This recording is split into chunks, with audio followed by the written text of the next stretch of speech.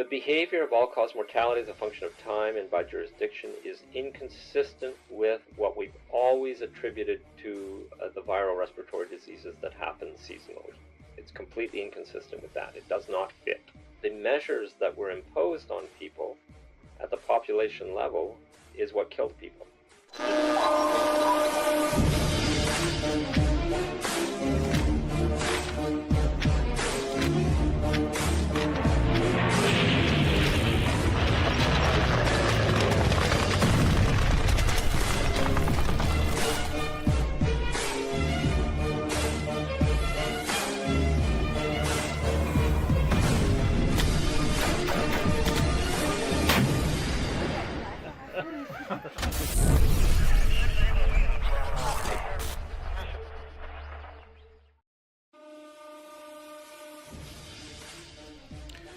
My name is Jerm. This is Jerm Warfare, the battle of ideas. Denny Rancourt. Court with the... Is it a silent T? I forget. It doesn't really matter. Anglophones say Rancourt, but the proper pronunciation is Rancourt. Oh, so, I want to say your name correctly. I'm good with both. Oh, I got the first part right. You did. That's the only part I usually insist on, is the first name. Well, you're Canadian French, so I must get it right. So it's Denis Rancourt. That's about the best I'm going to get that's very close. That's very close, yes. Thank you for joining me in the trenches. And I say the trenches because it feels like we're in a war. It is a war. I think it's a war against people. And there's also in the background of it a very large geoeconomic war that's going on. So it is a war, and I don't think that the war against people in Western countries is disconnected from the actual geoeconomic war that is being waged. These huge blocks that are opposing each other and decoupling from each other and really creating tension, between themselves now, creating this distance. And I'm obviously talking about Asia, the Chinese sphere of influence versus the US kind of usually was the global hegemony and now is losing its place to some degree. And there's a lot of tension related to that. And I think that is the overriding frame that kind of explains a lot of what's going on. Unpack that just a little bit. I'm quite curious because I think I agree. Well, these are huge changes that are occurring geopolitically now. The Chinese system, which is the largest economy, was fully integrated into the U.S. dollar system, if you like, and the plan was to take over China through that monetary influence and through creating a wealthy class in China, and that adopts the same philosophy and alignment with the U.S. that controls most wealthy people in the world, that control the various territories that they exploit. Okay, so that was the plan. It failed, and the reason it failed is that the Communist Party is very well organized, very well structured, and kept control of the essential elements to preserve national identity and sovereignty. And so as a result, it failed. It often succeeds. In many countries it does, but it did not. And they realized that the course was going to be that this economic development of China is accelerating and is very powerful in the world, because when China negotiates economic agreements with, for example, African countries or Asian countries, they tend to be much more fair agreements, if you like. There's a balance. There's, it's beneficial to both parties, and that it's not based on just an outright exploitation, which is the usual American system that's been applied in Latin America, for example, and in Africa. So as a result, the Chinese are much more competitive with their dealings with other countries. They don't backstab other countries. They don't abandon their allies, and they have a long history of being very consistent. And I think as a result, it's a system that's easier to collaborate with. than the U.S. Kind of bully that's just does whatever and is always, through the CIA overturning governments and all kinds Mm. of things that are just not very palatable to people who want stability and growth. So I think that they could see that the Chinese system was really going at a high pace, developing and gaining influence, and they decided to put a stop to it to the best of their ability, given their limited present ability. And one way is to therefore decouple um, the economies and to try to hurt China by removing its markets Yeah. for selling its products. So that's the plan. So they moved all of the U.S. based U.S. capital based industry out of China and into Asian and other countries that are part of that are satellites of the U.S. basically, and so it's a huge restructuring. All the transport lines are reconfigured. Everything's reconfigured, and there's going to be there already is, and there's going to be a very large global economic impact that will make especially the professional and middle classes in the Western world are going to feel it in a big way, and so they're preparing for that. They're preparing for the population backlash that will come from people suffering the consequences of this, and I think that that's a big part of wanting to control the population. The U.S. has two enemies. The one that it sees as enemies, okay, that it takes to be enemies. One is emerging economies in the world that could potentially be competitors, and the other is its own domestic population, because its domestic population is used to freedom and used to democracy, and there are institutions in place to protect those democratic rights, and that is a threat. That's the threat of democracy. And the CIA, the deep state, they see that as a very real threat, and they do not want democracy because they have plans for the next things they're going to do in the world, and they don't want those plans to be frustrated by people saying, wait a minute, why can't we get along? Wouldn't it be better for all of us? Wouldn't, and so on. So it's a class war to a large extent. It's not an accident that there are things like the yellow vests in France had arisen. All of these movements, even the Trump election, I would say, is a reflection of the working and middle classes wanting more of a say in this geopolitical Election. project. Yeah, sure, but there is a remnant of democracy in our countries. There are these institutions and laws and so on, and they're being eroded very, very quickly. But Trump was elected, let's face it, the first time, Yes. and despite what you might have thought from the outside, when you look at the project that he announces, I would have said, "Are they going to allow this?" Yet he was elected. No, I was Um, referring to last year. I beg your pardon. oh, I know, and I was countering that with the previous election, but so just to illustrate that. Yeah, there's still structures of democracy left, Mm. and so anyway, I think in a nutshell, that's what I think is going on in the world.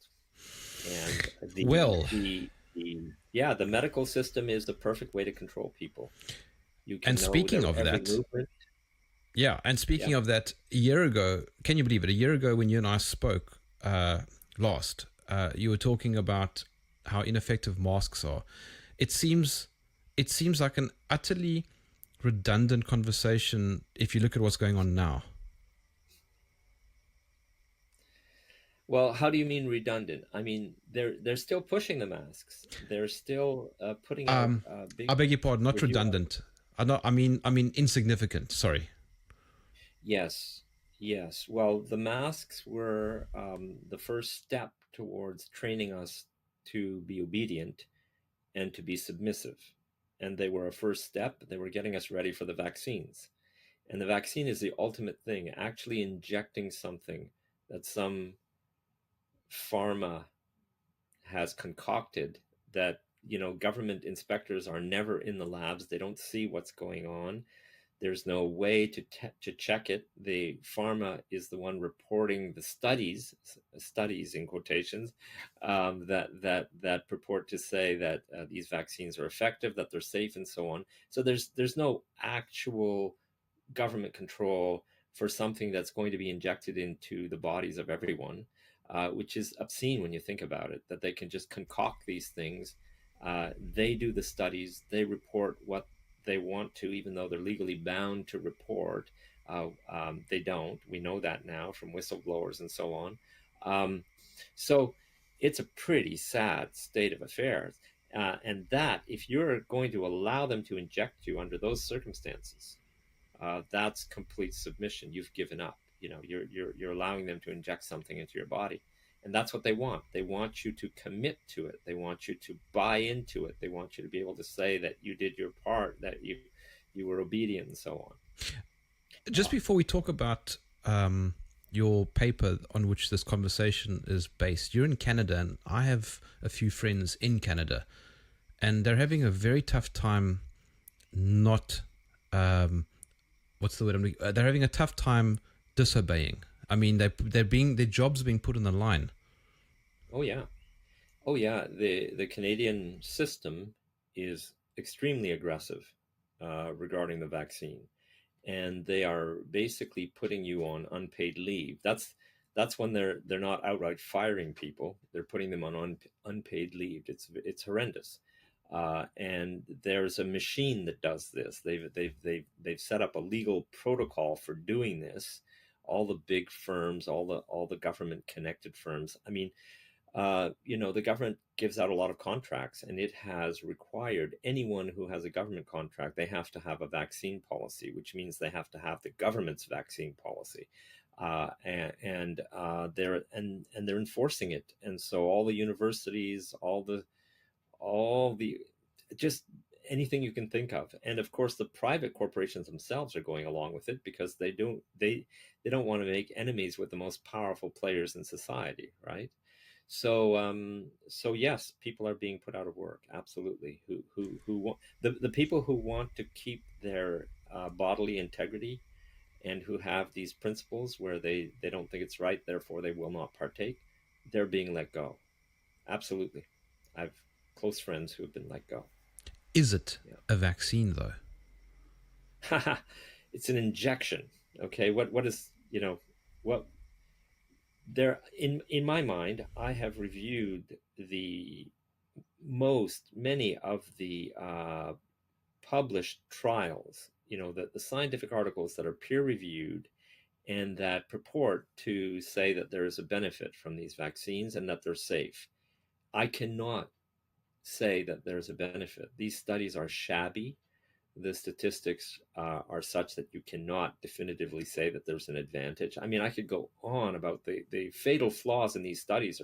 It's just glaring. And they admit that the studies themselves are written, that the articles are written by pharma. There's a paper, the main paper by Pfizer. It actually says in the paper that the people responsible for the content of this paper is Pfizer. It explicitly says so, And so this is the so-called science that they're relying on to try to convince us that there's a benefit to being vaccinated. I do not see a benefit. But there's proven harm from it. That's clear. You cannot deny the harm that comes from being vaccinated, the risk. There's a very real risk for many serious conditions. So that's the situation. The 170-page paper which you co-authored, before we talk about that, what is the big picture? The big picture, how do you mean? You mean in the paper, or? Yeah, the abstract. The abstract, the big paper. Okay, you're right. Sometimes when I'm speaking and I'm involved in the conversation, I forget to say that it was co-authored with two very appreciated co-authors that I've been doing research with for more than a year now, and that's Marine Baudin and Jérémy Mercier. They're both PhDs. Marine is specialized in microbiology, and Jeremy works in the health field. He has a company in that area. So we have been able to do much more than I was able to do when I was alone. And so that's a great collaboration. I'm happy to have them. Now, this paper, this last one that we did together, is about the United States. And the beautiful thing about the United States is you've got 50 states to work with that are like independent countries, that are like separate countries, different climates, different geographies, different populations, different legal systems, almost, different precedents, different governors. It's like working with 50 countries. So you can look at all the states individually and you can start to look for correlations. You can try to correlate what things are like, what life is like, what the institutions are like in a given state with how much mortality they suffer as a result of excess mortality, as a result of the COVID period. Okay. So what's the paper about? The paper is exploiting that study ground, which is the United States, to try to figure out what's going on with this so-called COVID. And we use the most powerful tool that you can use scientifically for this kind of study. We use all-cause mortality. All-cause mortality as a function of time. In other words, the total number of deaths per unit time in a given jurisdiction. That's the most robust data you can have, and it's data that you can use to see what's really happening at the population level. Are there really more people dying? And you're not affected by bias when you do this, because a death is a death is a death. I've said this many times in interviews, that we're not trying to assign cause of death. We're just looking at the total deaths, which are always counted. And we know the age of the person when they died, and we know where they died, and we know the date at which they died. Okay? That's hard data. You can take that data and you can know a lot of things for sure about this period, the COVID period. Yeah, so that's the method. And what we found, wow, we found a lot of things. It's a large study, but I think we have identified some things that no one else has seen. You have to understand there's only about a handful of scientific groups that are looking at all-cause mortality in a serious way. And I'm talking about established scientists who use scientific methods. There are only about a handful of people who have actually looked at this. And I think that we have done the most in-depth work of all of the groups that are doing this now. My first paper was right in June 2020. Right away, I said, as soon as I saw the all-cause mortality data for many European countries in the United States, I said, whoa, stop.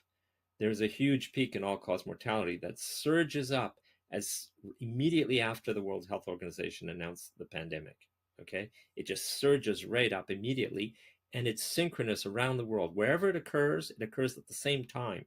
It's not spreading. It's a result of the measures that were put in place at the same time, because the World Health Organization recommended that you lock down, that you prepare your hospitals and all these things. And the jurisdictions that did that and did it aggressively had a huge catastrophic amount of deaths. And it's a very sharp peak in time in all-cause mortality that then drops after a couple of months or so. And so New York is the prime example of that. New York City just went through the roof. And so the first thing I said was, a virus cannot act this way. A virus does not act in hotspots and nowhere else. A virus did not simultaneously act in those hotspots at the same time in synchronicity around the world, in Europe and so on, in these extreme hotspots. So I said, this is inconsistent with a viral pandemic, and it has to be due to the measures that were applied, because it's jurisdictional dependent. Okay, it's dependent on where you are and what you did where you are. That I said that right away. And then we kept following the all-cause mortality as time advanced from that point on. We've now had like 20 months or more of it, and the data in the United States is just stunning. What happened after that? So you can tell a whole story just by looking at that data and comparing state to state and so on. And that's where we discovered what we discovered in the paper, which I still haven't told you about. Yes, before you tell me, I need to just quickly ask you a question, which is directly related to your comment. You said the data doesn't appear to show how a viral spread behaves. How does a virus behave? Well, that's a really good question. Okay, it's a deeper question. I mean, okay, look,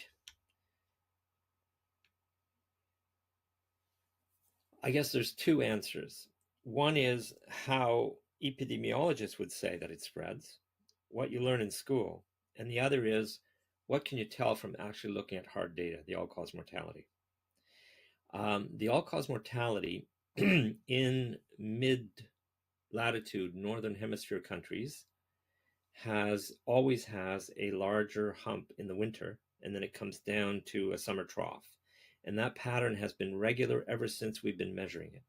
Wherever there's good data in mid-latitude northern hemisphere countries, our winter, high mortality, summer, low mortality, and it's been doing that for, as I said, hundreds, thousands of years. As long as we've been measuring it, and we've been measuring it for over 100 years, is very clear. It's very clean. In the southern hemisphere, that maximum occurs in our summer, that is your winter. So it's inverted. And so whatever the phenomenon is, it's related to the winter season. And you don't see it near the equator, where there are not these big differences in seasons. You don't see a seasonal variation.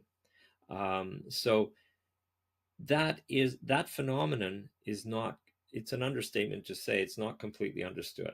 Okay. But for the longest time, it was believed to be directly caused by viral respiratory diseases, that was the main driver of this thing. And that makes sense because transmission of viral respiratory diseases is through aerosol particles, and aerosol particles are stable in air when the air is dry, when the absolute humidity is low, and that's the winter. And they almost don't transmit. You don't get a lot of transmission and epidemics in large places in the summer, okay, because the aerosol particles are simply not stable. They don't stay in suspension in the air. And on and on. I could tell the whole story about trying to understand why and what we think might be causing this. But when you actually look at it in detail, to the extent that you can attribute the cause of mortality as being due to a respiratory problem, it only explains part of that winter peak. Okay, so there's a large part of the winter peak that's not completely explained. And either that's because we're not diagnosing it right, attributing the cause of death completely right, and or there are lots of other causes that are also seasonal. We know, for example, that heart problems and heart attacks are very seasonal. So people are more likely to die of a heart problem in the winter than in the summer, and so on. Now, is that because they're also infected with a virus that gives extra stress, and so the whole area of trying to understand this winter mortality is still debated, and there's many theories about why it happens. Everything from vitamin D, being depressed in the winter because there's less light, you name it. There's a whole slew of potential explanations. The dominant explanation has been related to viral respiratory diseases and the associated bacterial pneumonias that you get at the same time, or pneumonias, I think I should be saying. I in French it's pneumonie, so I get that'll happen a lot. Now, when you look at this pattern of all-cause mortality, it's synchronous around the world. So that doesn't appear to be within the bounds of the behavior that you're used to seeing. Well, it's not consistent with the idea that there's a nucleus where an epidemic starts and then it spreads. Right. Because that the all-cause mortality rises up at the same time in a given year, in a given season, in the UK and in New York. Okay. But not in Sweden. Yeah, exactly. And everywhere. And so, and not only that, but in a given winter, the all-cause mortality as a function of time, by week or by day, for example, has a structure. And get this, that structure is preserved from one jurisdiction to another. Okay, so it's not only synchronous, but it's the same kind of fingerprint pattern, irrespective of where you are, which is like, try to get, wrap your head around that. Why is this happening? Now, it's not that exactly the same. There are some variations in the pattern, but still, if there's a sharper peak at the beginning and then a broader potato on the side, you pretty much get that everywhere. Okay, so How can we understand this phenomenon? Some people have said that the viruses spread much more quickly than we imagine, because they go into the upper atmosphere and they come down and they're always there. And then when you become susceptible to these diseases because of your conditions in the wintertime, that's when you catch them, because they stay around longer in the air, in the dry air, and as they're coming down. There are all kinds of theories have been proposed. But to answer your question, if you the approach we've had is to say, we look at this all-cause mortality, and we'll accept, for the sake of argument, that the main driver is viral respiratory diseases. Okay? Therefore, what these patterns have looked like historically is the usual viral respiratory disease behavior, if you accept this. Okay? And if you accept that, then you have to admit that in the COVID period, the time structure of the all-cause mortality from country to country, jurisdiction to jurisdiction, now has a completely different behavior than ever before. Okay? So now there are peaks in one place that are completely absent in another place. So there's heterogeneity from jurisdiction to jurisdiction like you never see. It's never happened before. The only time you get heterogeneity in all-cause mortality that we've studied is, for example, if you have a very localized heat wave. I mean, a real killer of a heat wave, you can have 10,000 deaths in a few counties in France, for example. That happened in 2003. Okay, there was a heat wave that occurred in Washington and Oregon State on the West Coast in the United States recently that caused hundreds of extra deaths in a very sharp time localized peak. Okay, that's the only known mechanism of heterogeneity in the all-cause mortality that we know. Yet here we are in the COVID period now. It's all over the place. It's all over the place. So you can have a huge, well, the first example was that very first COVID peak right after the pandemic was announced. As I said, that peak did not occur. There's no sign of it statistically in 30 of the US states. 30 of the US states didn't have any anomaly there in the all-cause mortality. That's unheard of for a feature in all-cause mortality that is usually attributed to viral respiratory diseases. You see? Then what followed was the summer, and the U.S. is the most shocking jurisdiction is that there was a peak in the summer, a huge, broad peak in the summer in the U.S. That's never happened before in all-cause mortality. That's never happened before in the data, in the historic data. Never. So that's a shocker right there. So what we wanted to do was understand what the heck is going on. How can there be a peak in the summer? There's usually a trough, and you come down to the average level, which is always very regular summer to summer. It's always about the same for decades. And here you are way above that. Not only are you above it, you've got a peak in the summer. What the heck? So that was one of the first features that we wanted to analyze. And so we integrated the area of that peak over the historic trend values. And then we looked at the area of that mortality peak as a function of every socioeconomic parameter we could think of that might have a big impact, and that we could get good data for all the 50 states. And we looked for correlations, and we found correlations. We found that this large number of deaths in the summer in the United States was strongly correlated to, are you going to guess? Yes. Well, I've read the paper. Read the paper. Okay, then don't guess. Okay, it was strongly correlated to three factors: poverty, okay, median income, obesity, which is itself is strongly correlated to diabetes and so on. So there's high levels of obesity, and the degree of obesity is very different from state to state, highly correlated to the death in the summer. And the third parameter that it correlated to that we found is climatic temperature. In other words, the hotter climate states in the south. Okay. Now, of course, poverty, obesity, and hot climate are correlated to themselves. Okay, that because that's where people live in the hotter climates, right? Where most of the poor and so on, but not completely, but highly correlated to themselves. But When we take the correlation of the product parameters, so if you say, how is it correlated to poverty times obesity, okay, a new parameter, times climatic temperature, let's say, if you take the product of those three, the correlation is way better than the product of any two or any one individually. So we know that it goes together. They're cofactors, if you like, that determine whether or not you're going to have a high chance of dying. As you know, whether or not your own death is going to contribute to this excess mortality that we've never seen before. Okay, so it's very correlated to those factors. And then we said, well, why is that? How can we understand this? You have to understand that it's not simple. Most people would say, well, of course it's going to be correlated to your general level of health and whether or not you're obese. No, they're missing the point if they say that, because here's the thing.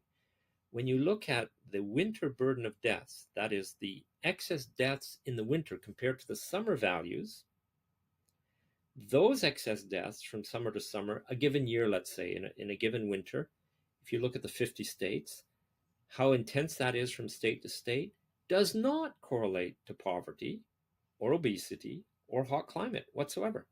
And you can do year after year for a decade or more, and you cannot find a year where it correlates to those things.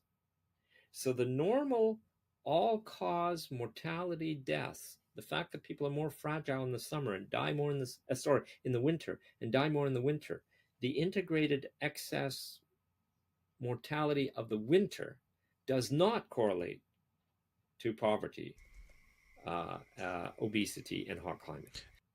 Another thing that we noticed is that if you look at what the CDC, how they attribute deaths, so cause attributed deaths in the CDC data bank, you can find all the COVID deaths that they attribute to COVID.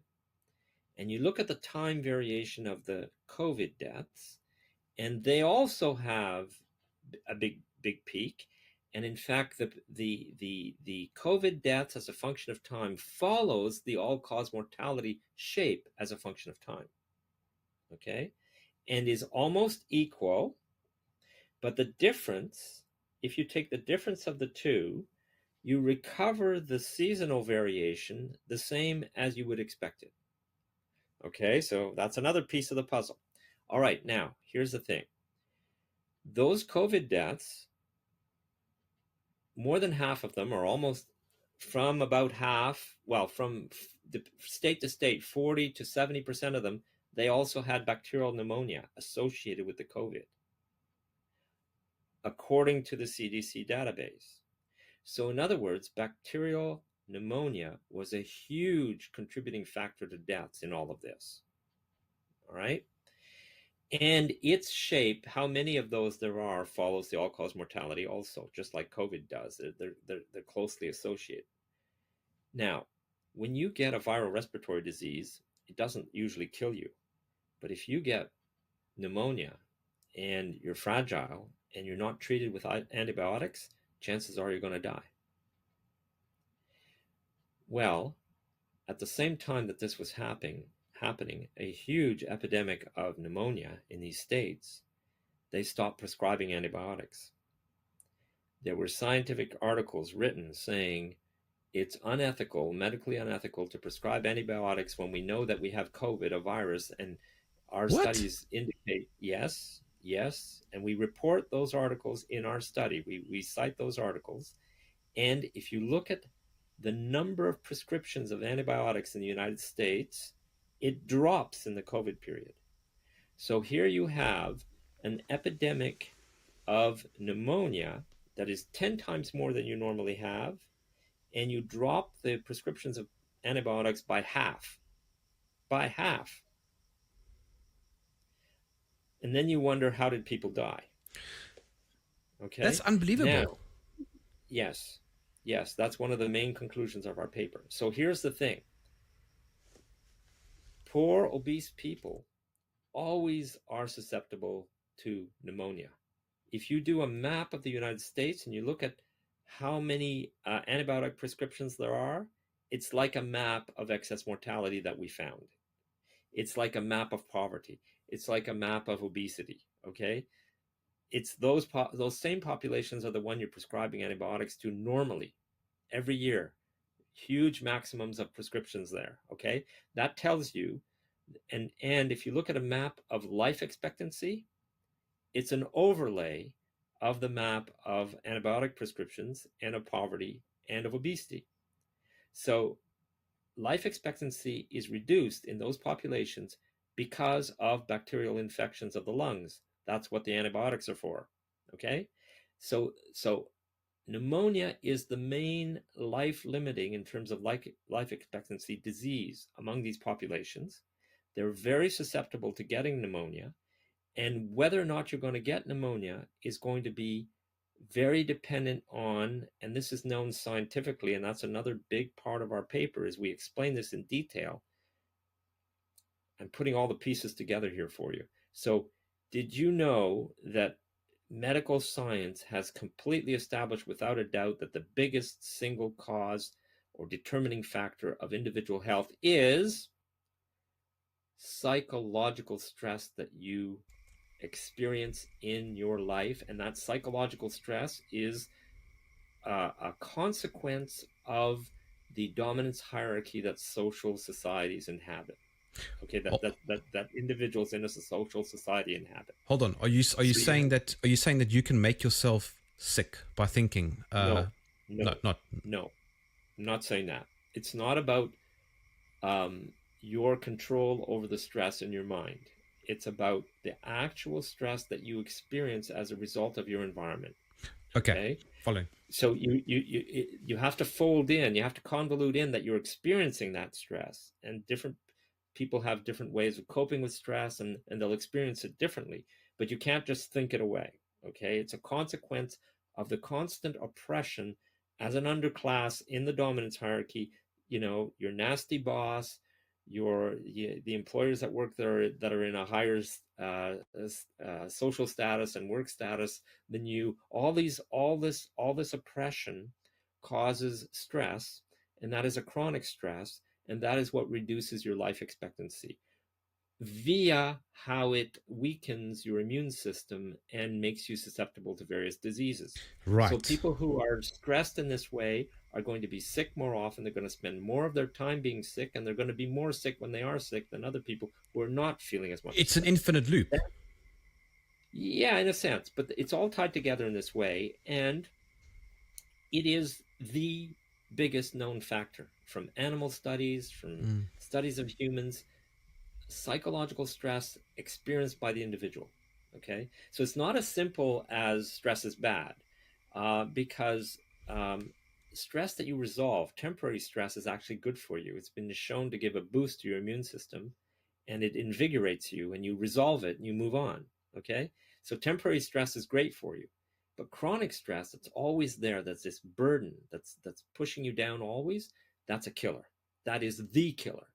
Okay, so what happened to these fragile populations who are obese, poor, and living in the hot states? All of their usual coping mechanisms were removed. They could not go into public air conditioned spaces. They could not sit in the shade and chat with their friends because they would be transmitting the virus. They lost all the alternative economic means that they had, small part-time jobs, all this kind of work that's not necessarily above board, and so on. All of the methods that these communities have were one day to the next disappeared. They were isolated, and they were stressed by that isolation, and they were being oppressed by the constant telling them that they're spreading this disease, that they're going to die from it, and so on. Okay. Now, do you know what the second most important health factor is? Social isolation. Again, hard science shows this. Okay. There's a professor, Sheldon Cohen, in the United States, who studied this for decades.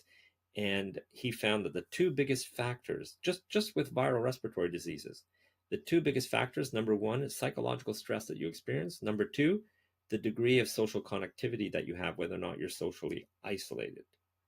Nothing else comes close. These are the two dominant factors about whether or not you're going to catch influenza, for example, and how sick you're going to be from it. If those are the measured quantities, the two factors that affect this most that were found in science, dozens of studies, high quality work, those are the two. Okay, so it's not about the genetic code of a particular virus. Susceptibility to the disease is the dominant playing factor here, and that relates to psychological stress and social connectivity. That's the science if you're going to follow the science, okay? And you don't have to do a sophisticated randomized controlled trial to find these things out because the effect is so large. So Sheldon Cohen was studying university students at a period in the 70s and before, when you were allowed to infect them with influenza. He would literally infect university student volunteers with influenza and see which ones caught it and which ones got the most sick. And he found these strong correlations with psychological stress and social isolation.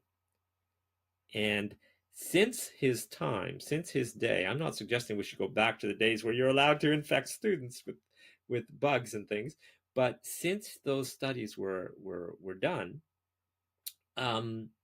we have learned a lot about stress, and is especially in the area of how stress affects elderly people. The metabolism of elderly people, how it is dramatically affected by levels of stress and also social isolation. So we know now that the stress is 10 times greater in an elderly person than in a young university student. For the same stressors, the physiological response to it is much greater, is much more negative, much more harmful for the elderly person. Okay, so you'll notice that as you get old, you tend to want to really avoid stress way more than before. And there's a very real reason for that. Okay, so taking people, shipping a sick person, an elderly sick person from the hospital because you want to make room, you want to free their bed, and locking them into a new environment, into a home, and isolating them is the worst thing you can do in terms of stress and social isolation, and not letting anyone see them. So that would have played a big role in killing elderly people in that way. And it's also the opposite of what was recommended scientifically. I mean, there have been influenza epidemics in care homes for a long time, and they've been studied in the scientific literature, and we already know what to do and what not to do. And so they did the opposite. Okay, and I could go into that. In my papers, I've reviewed that scientific literature. So it was really a criminal act what they did at the very start. And then when you try to understand what happened later, well, I just explained a lot of it. So in summary, then, you have a large pool of very vulnerable people who live in a hot climate, who are obese and are poor. They have all these coping mechanisms such that they get by, usually. You remove all these coping mechanisms, they're stressed out, they're isolated, they're more susceptible to getting bacterial infection, among other things, co-infected with all the usual viral respiratory diseases that are always around. You don't even have to need COVID or anything. And they're very sick, and the majority of them, I would say, have bacterial pneumonia, and they're not treated with antibiotics, and they die. That's the summer peak, and that's why it correlates that way. Okay, so this ties into ivermectin. Ivermectin. No, seriously. A lot of MDs are convinced that ivermectin saves lives and saved lives of their patients. I would suggest to them that maybe their patients were co-infected with bacterial infections, because ivermectin has been shown scientifically in a peer-reviewed article to be extremely effective at combating bacterial infections of the lungs specifically. So I think a lot of these MDs have been treating bacterial infections in an era when they're told they can't prescribe antibiotics, and they shouldn't. They're unethical if they're doing that, and they're prescribing this wonder drug, and they're helping people resolve that very serious health problem if they're co-infected with a bacterial infection, and saving their lives. I think that's why that would be my guess as to why ivermectin works so well, is through the root of these bacterial infections. So in a nutshell, that's what we discovered. But it gets even more interesting than that, Jeremy. So, I mean, I've read your paper, but I'm going to pretend like I haven't, and I'm going to say, okay, Absolutely. So your conclusion is that there is no viral pandemic in the data that you've analyzed. The behavior of all-cause mortality as a function of time and by jurisdiction is inconsistent with what we've always attributed to the viral respiratory diseases that happen seasonally.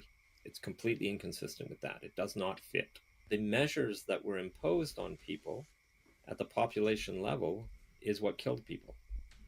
The damage comes from two things: what the governments did in terms of removing everything you normally have access to, Mm. and isolating you by lockdowns and everything. And the second thing is what the medical profession did.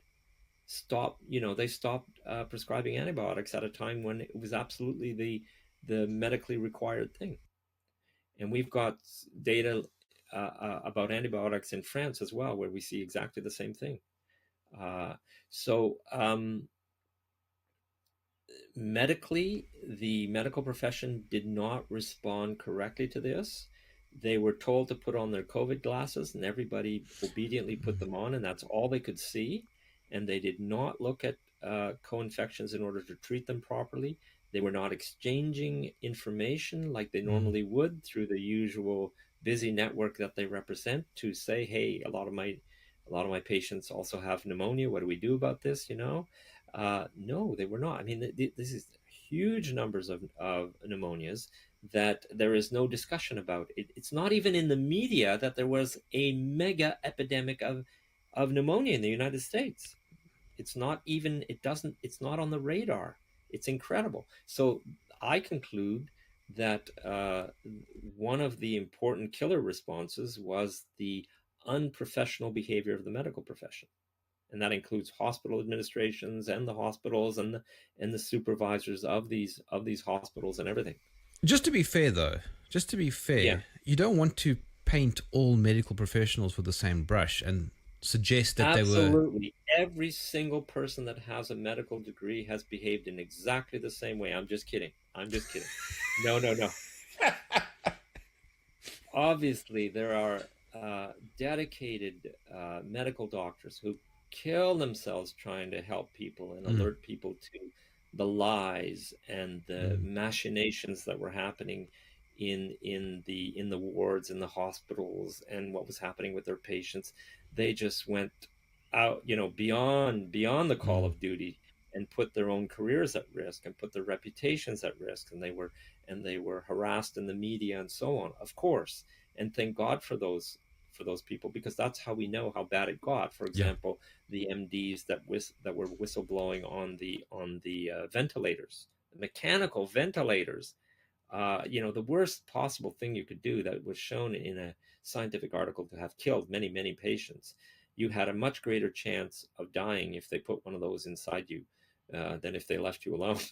you know, and they were treating you for COVID. So at the same time, you had bacterial infection, and this would aggravate it, and they wouldn't treat it with antibiotics. So. Uh, but some MDs were whistleblowers in that regard, and we won't forget them. Um, so yeah, there were a lot of heroes, Mm. but mostly there was a profession that was callous and cowardly. Denis, a lot of the talking points are obviously about COVID also, but I have to ask you, how do they determine what is COVID? Because I still, we're now almost 2 years later, and I still don't know what the diagnosis is. Well, the beauty of our work is that we never have to address that question.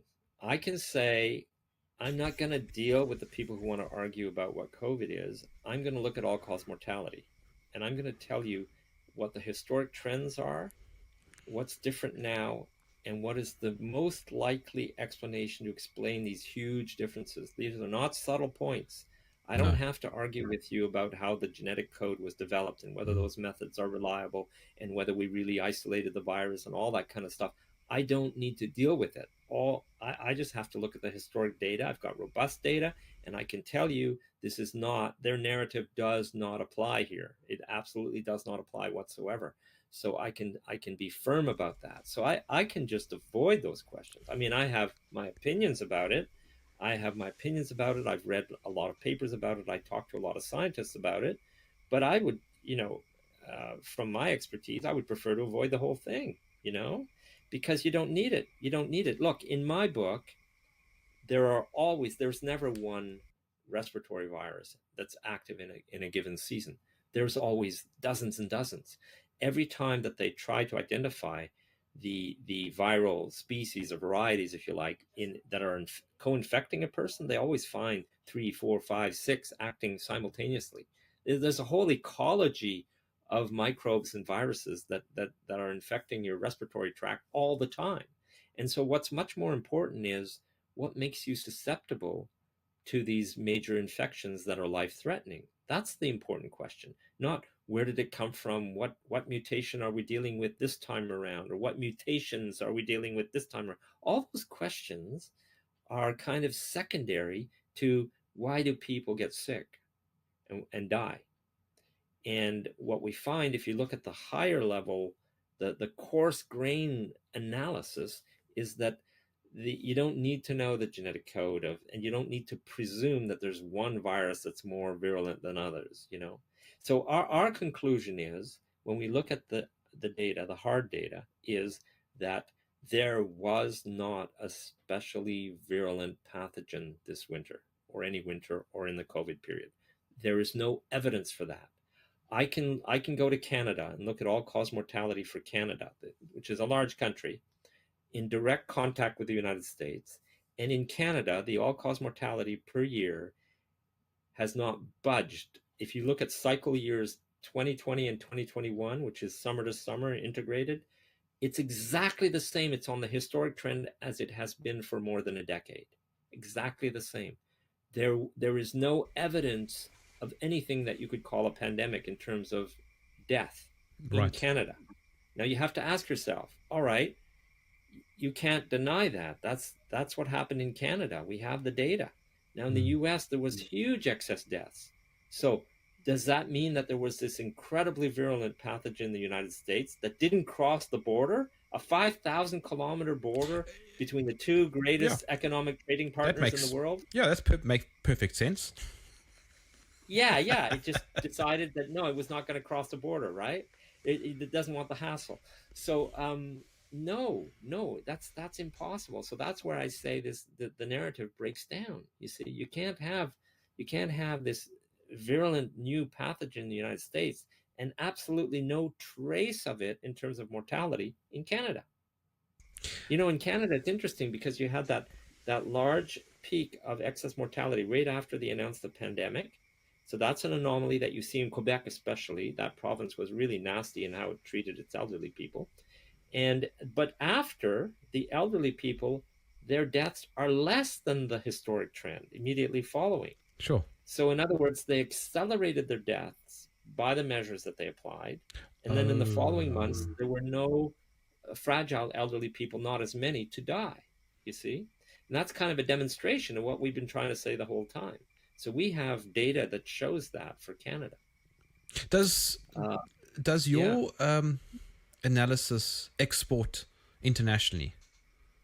I mean, let's look at Africa Well, or Europe. to a large degree, because it relies on countries where you have two things: seasonality of deaths, so mid-latitude countries, and you have to have good enough data you have to be recording the data. You have to be actually have good data about mortality and be making it public.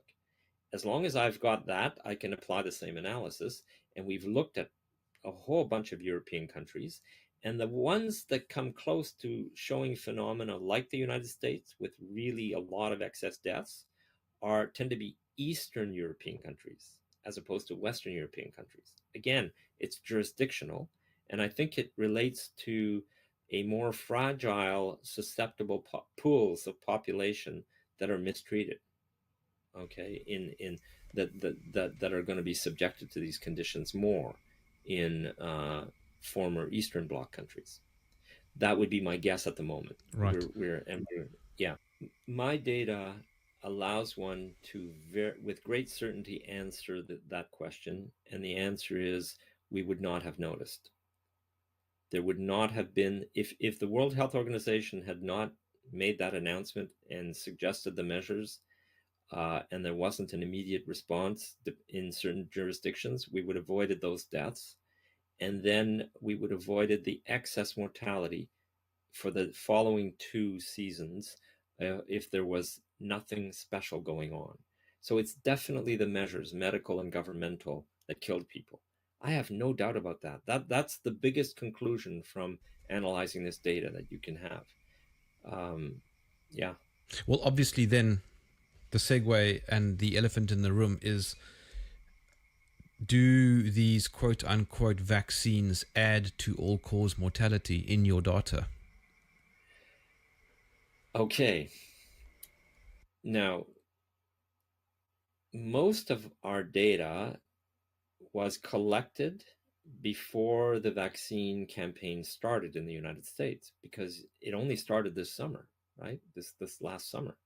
So most that very first COVID peak, the summer 2020 that I was telling you about that we analyzed, and the following winter massive peak in the United States, again, very different from state to state, but overall for the whole United States, it's huge, huge, unprecedented. All of that happened before the vaccination program started. Okay, so as the seasonal mortality was dropping, that's when they were starting the vaccination program, the mass vaccination program. So I can only tell for what followed after the vaccination program. And we now have good data for that. And I can tell you that we have conclusive evidence that the vaccines are massively killing people. We're writing, that's the paper that we're writing this moment. That's the next paper that we hope to put out in the coming weeks. I'm giving you the scoop here. We have got incredible data that shows, without a doubt in our minds, little doubt. I mean, we only ask to be disproved, but I think we've got really strong evidence that the vaccination program is killing people, not by the usual methods which are reported in VARs, but by a new mechanism that we've identified. Okay?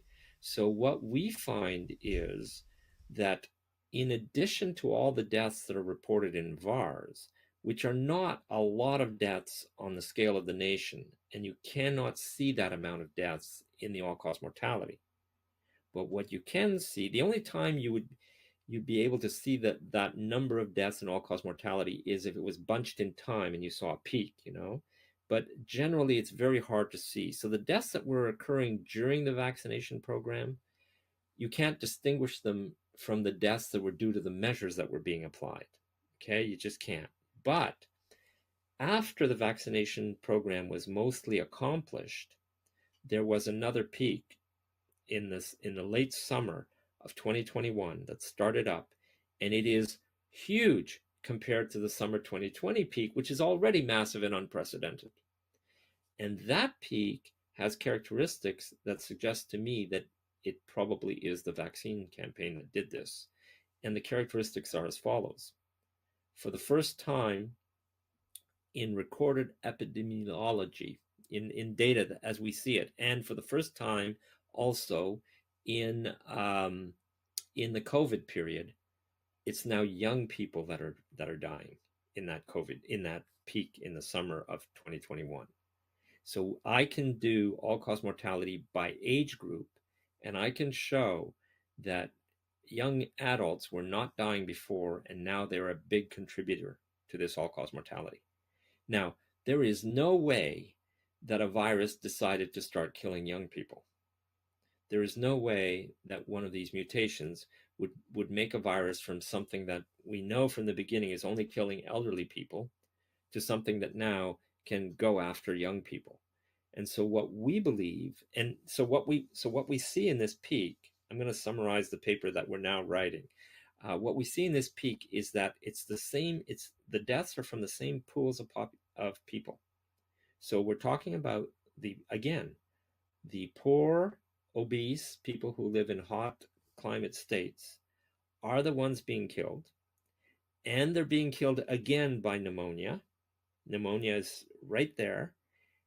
And now it's the young people, and the only difference is now they're vaccinated. They weren't before.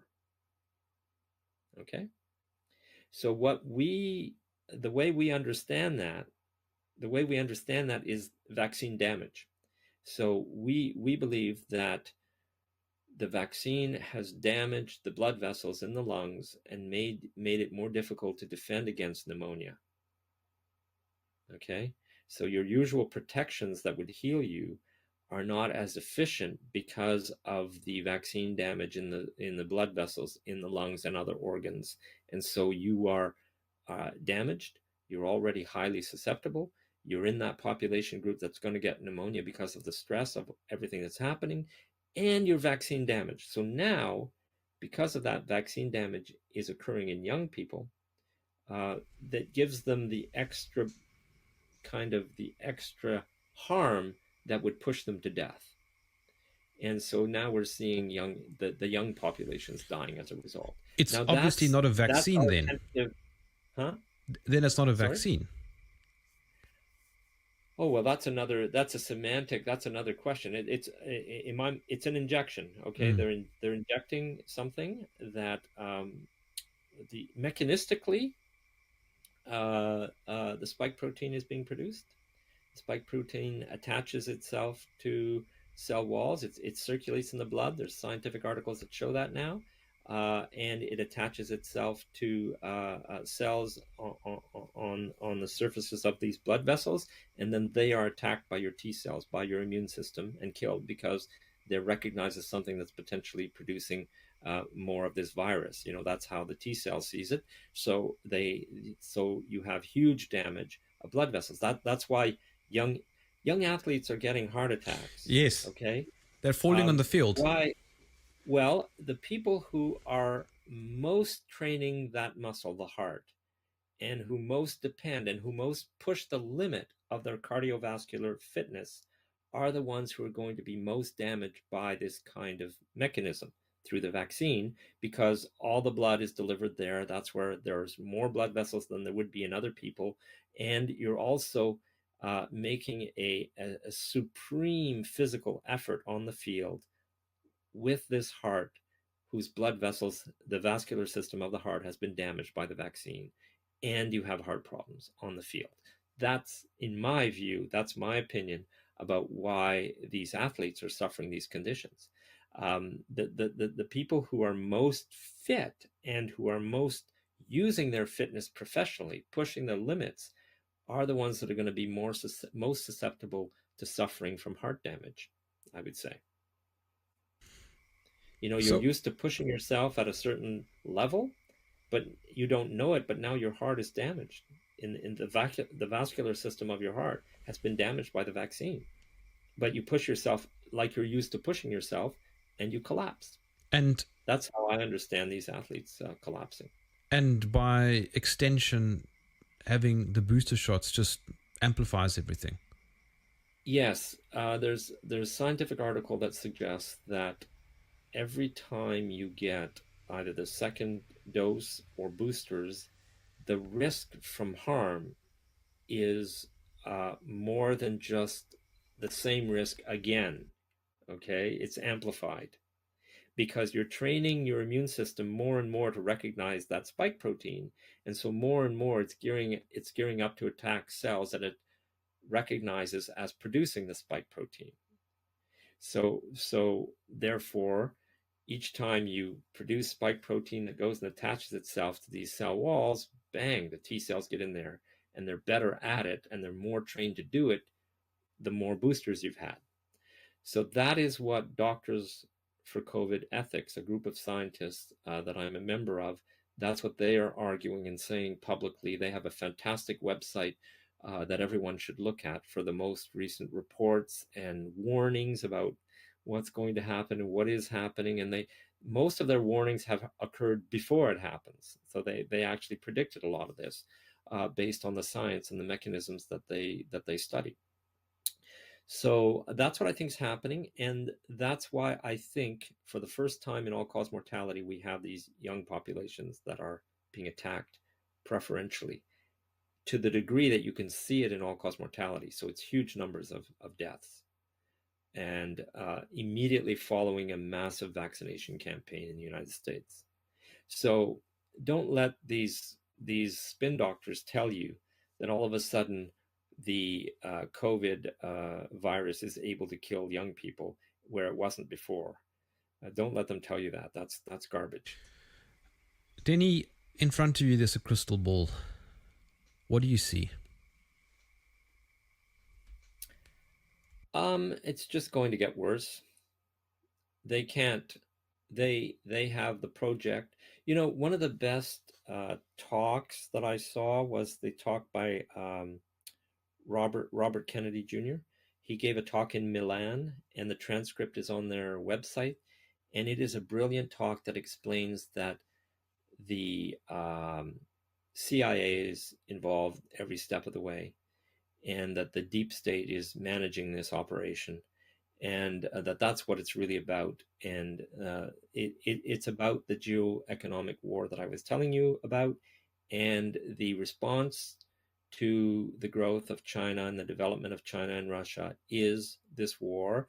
And part of the plan is to control and to know everything about the domestic population, which is potentially a threat, through the mechanism of so-called of democracy, right? Which is a great concern to them.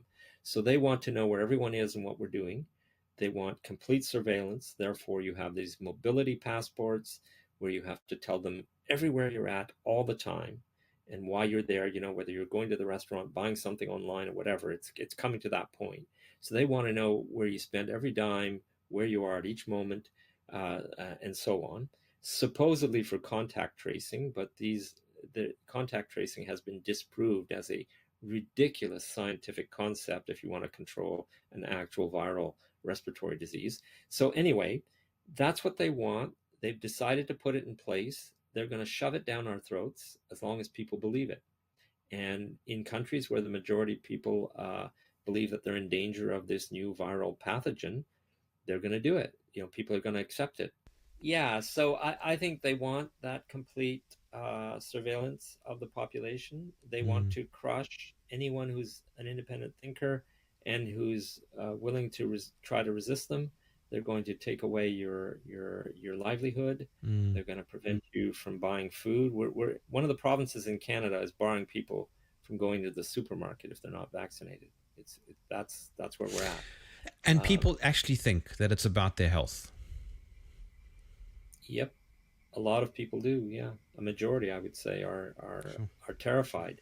You know, you have to understand that in Canada, the CBC, the federally funded propaganda instrument, is 24/7 propaganda that we're in the middle of this pandemic that's incredibly dangerous, and there's variants, you know, popping up everywhere, and we're all going to die, and you know, these great frontline workers are going to do everything they can to save us, but your duty is to go and get vaccinated, et cetera, et cetera. It's 24/7 propaganda. So if you're sitting at home watching the news and trying to be a good citizen, you're going to totally buy into this. Yeah. Where can people find more about what you have to say? Well, I recently started and built, and with some competent help, a wonderful website. So it's Denis Rancourt, or Dennis Rancourt, but Denis really with one N, rancourt.ca.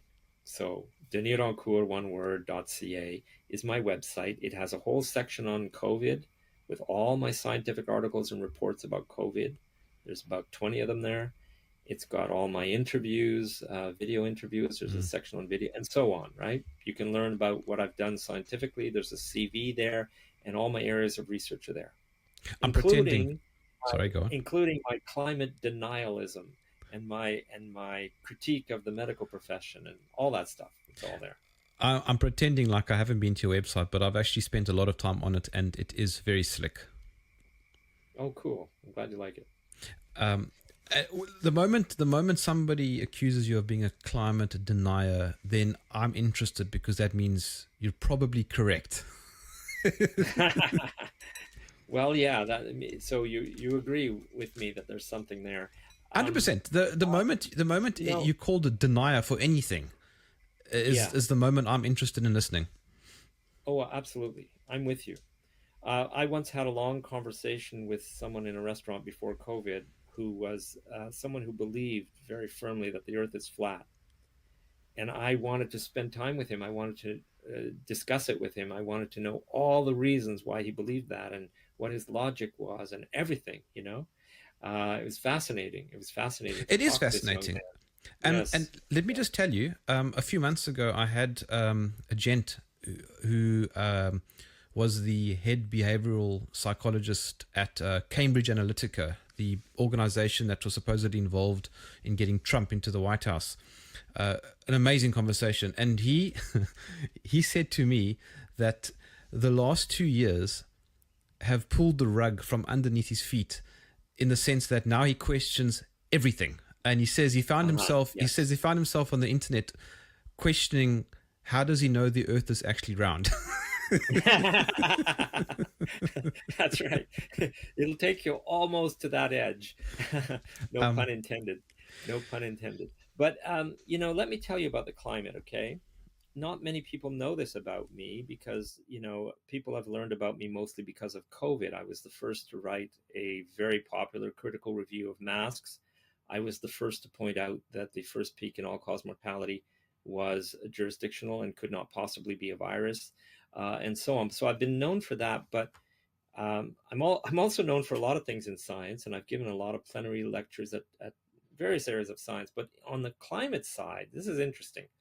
I wrote a paper in 2011 in which I did a physics calculation, radiation balance calculation, to show from first principles that even if you doubled the amount of CO2 in the atmosphere, you would have a very small effect on mean global temperature at the surface, okay? That it would be essentially negligible. But I did it from first principles. I wanted to convince myself, and I did it rigorously and from first principles. I interacted with some top climatologists at the time when I did that. They critiqued my work. At one point, one guy found a mistake. I corrected it. I wrote this paper. Okay.